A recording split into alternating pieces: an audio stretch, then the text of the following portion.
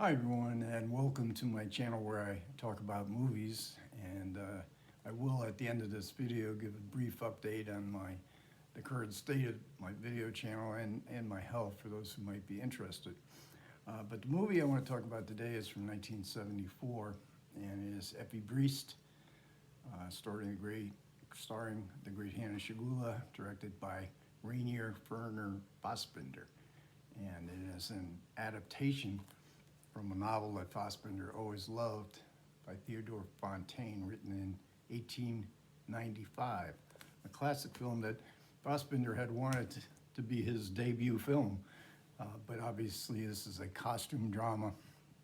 It involved a lot of expense. He was a neophyte, a very ambitious neophyte, and very iconoclastic. So it took about 5 years and 23 movies. Fassbinder's prolificness is legendary. His movies were funded mainly by the state of West Germany at the time. So he had to establish a name by 74. He had established a name, and he was a film festival favorite. He became a favorite in New York City at the New York Film Festival. And so the story of Effie Briest is a story of adultery. And in that, it greatly resembles two earlier novels, Anna Karenina by Tolstoy, and also Madame Bovary. But unlike those two stories of adultery, this one is passionless. This one, Effie basically falls into. Who is Effie? She gets married to in Staten. He's of nobility, she's of nobility. So this is very much an upper class story. She's only 17. He comes calling, he's 40. He comes calling and offers a marriage proposal that Effie's parents think will be very beneficial to Effie. Effie is not, in Stettin, is sort of by social standards a good match for her.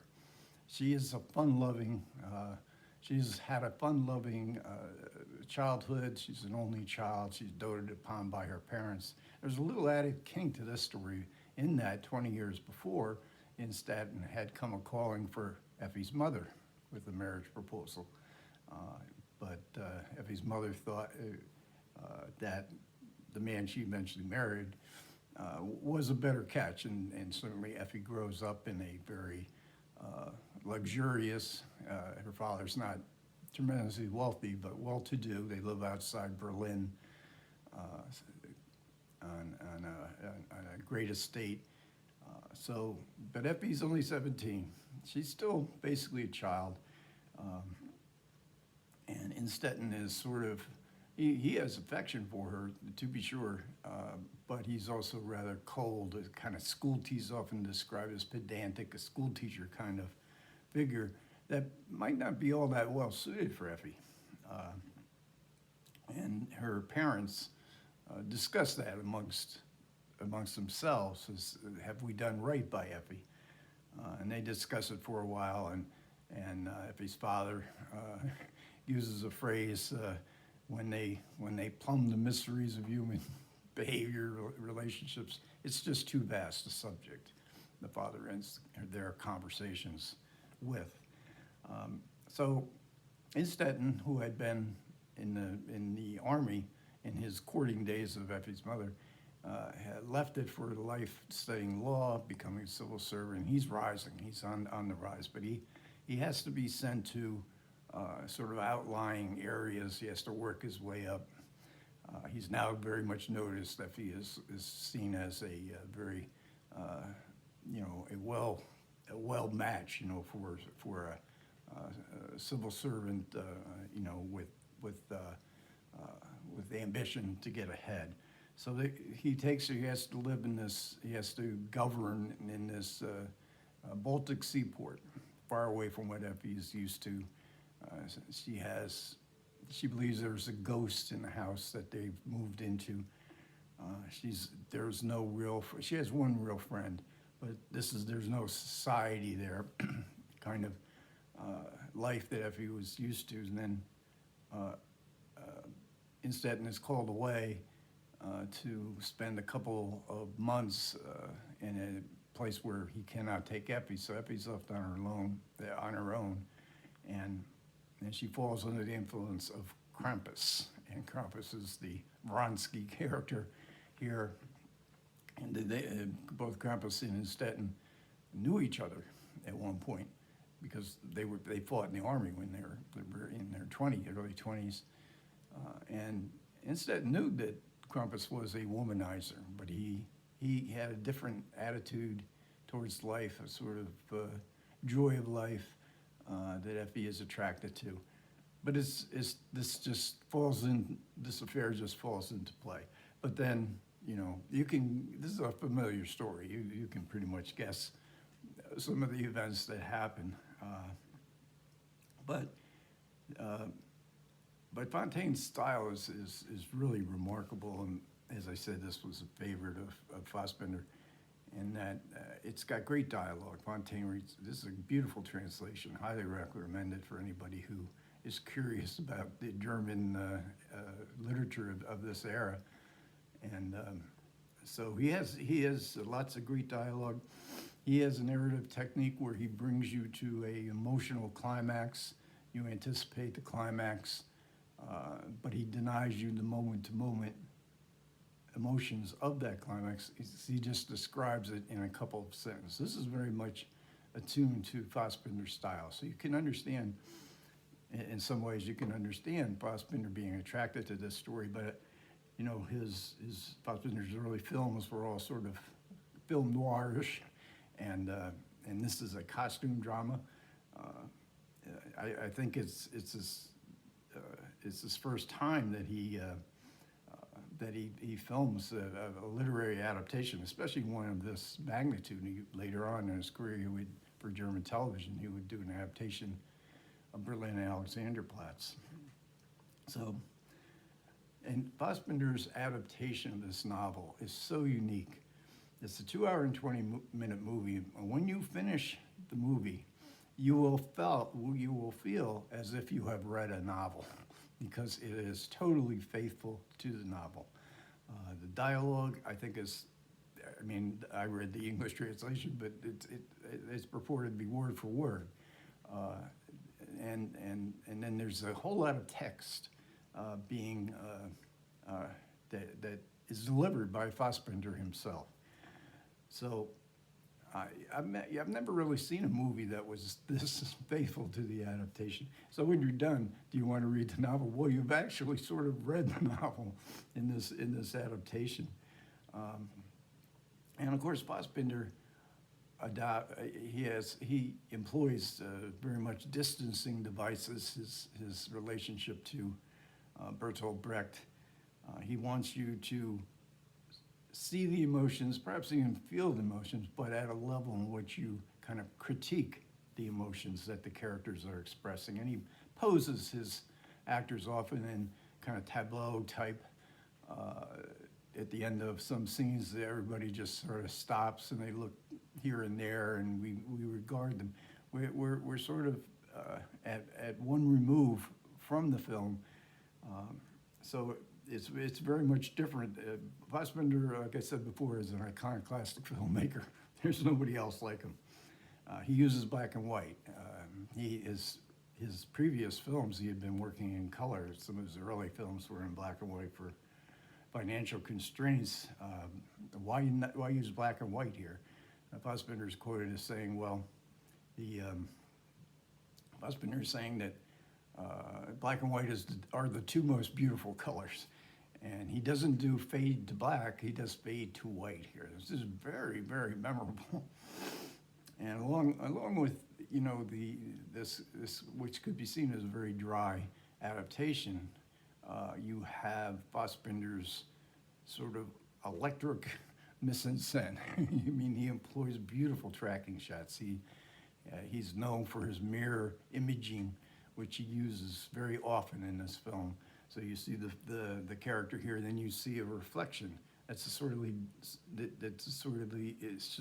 a different angle, and it's almost as if you're watching a portrait of this character. The characters often stop, as I said, and you almost get the feeling that we're watching actors who are sort of telling you that they're film actors in a movie.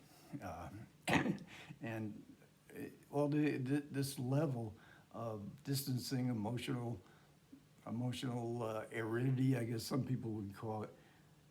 It's so unique to Fassbinder, but it all leads to what has been described as a melancholic poetry. So once you get on Fassbinder's wavelength, and I'm not saying everybody's going to do that, but once you do, you get addicted to these moments of clarity when characters finally see things as they really are,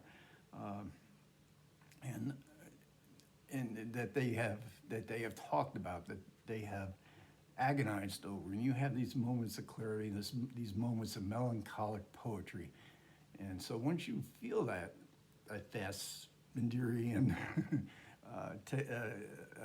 take on what is basically a woman's picture. He made films, many other films. The woman is the main protagonist. This could be very easily a Hollywood film, and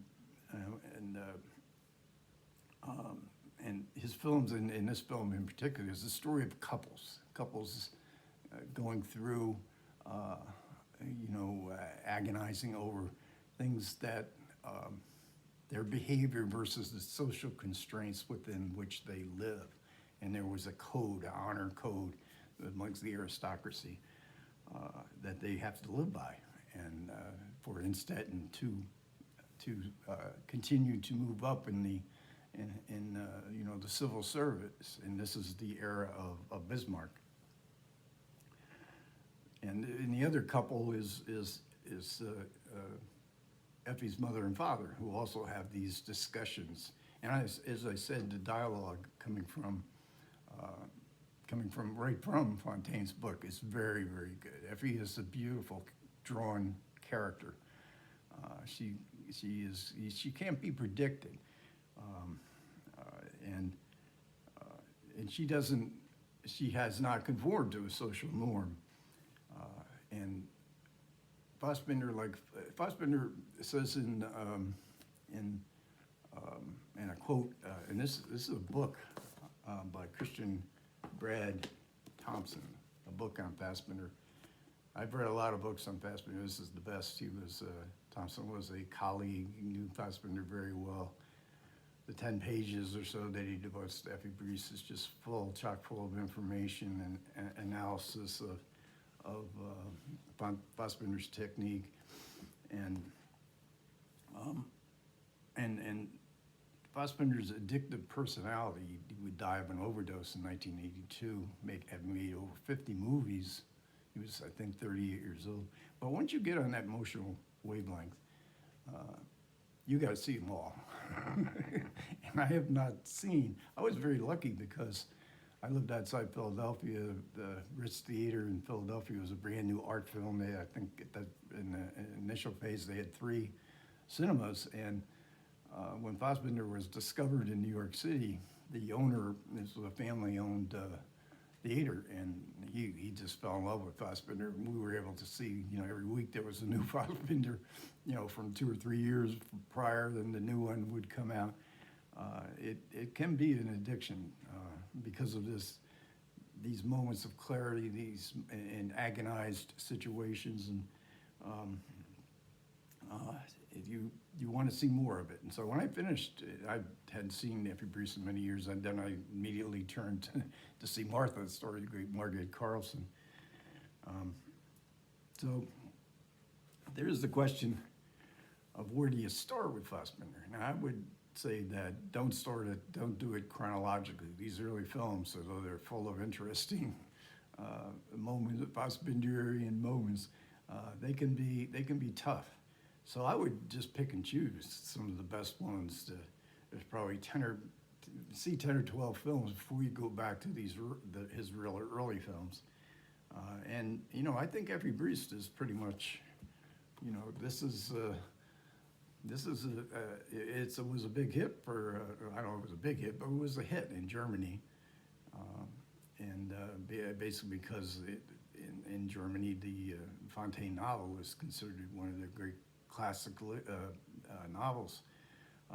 But I think I would probably say start with The Marriage of Maria Braun, which is in the Criterion Collection, this BRD collection, along with Lola and Veronica Voss. I thought that Maria Braun had a standalone release. It does not, but this is another woman's picture, and it's very lively, and it's very complicated in its emotional detachment and what you're supposed to feel. Very much a Douglas Sirk kind of film. Douglas Sirk, very much a big influence on Fassbinder. So as far as my future for the channel, I've been doing one video per month. Before I became ill, I was doing 3 videos a week, and it was very much part of my life. And it's hard to do that now after the start of chemotherapy that I'm doing, because I've learned all the different shades of fatigue. Luckily, I have avoided any serious, things that can happen with ingesting all these chemicals, but fatigue I have not, and so it's tough to sustain the enthusiasm for doing videos, but I don't want to give it up. So I've been doing one a month. I'm trying my best to get on a pattern where of doing at least one a week. Hopefully I'll be able to do that. I don't know yet, but I'm not gonna fade away. I'm gonna keep going. My chemo treatment, there hasn't been any improvement in my lung condition, but there hasn't been any worsening either. So I travel along a path. They say you fight cancer, you fight a battle against cancer. Basically, you do what the doctors tell you to do, and I have a great doctor, and she is very encouraging of me continuing on my YouTube experience, which I very much intend to do. Okay, so thanks a lot for everybody who managed to listen. I do appreciate it. Comments are welcome. Take care.